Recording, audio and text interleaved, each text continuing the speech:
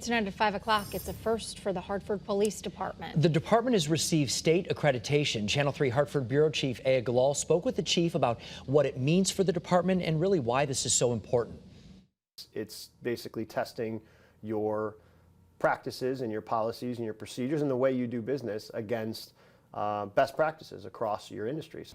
It's a major step forward for the Hartford Police Department, the capital city's police force receiving accreditation from the State Police Officer Standards and Training Council. In our case, it looks at our policies, our training, and how we go about the day-to-day operations of the police department and making sure that that's consistent with the best practices in law enforcement. The state accreditation is a first for Hartford Police, and Chief Jason Thody has been working on it since he was a lieutenant back in 2012. He was tasked with looking at the department's policies and procedures. There were over 400 of them, and some were outdated. So it really became an entire rebuild process back in 2012. State accreditation assessors evaluated everything from use of force policies to how the department handles pursuits. You can just kind of check the boxes.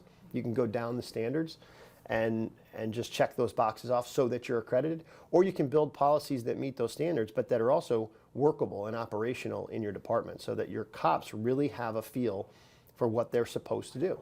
And Chief Thody says building policies that would stand the test of time is part of why it took so long. It was really a team effort to build the policies, but then it was a whole department effort to do the proofs and to prove to the accreditation evaluators that we were following those policies.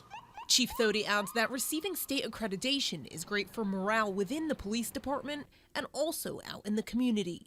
On the broader level, and in most cases, in 99.9% of the time, we are in fact doing things not just the right way according to our policies and our training, but our policies and our training are doing that according to best practices. In Hartford, Aya Galal, Channel 3 Eyewitness News.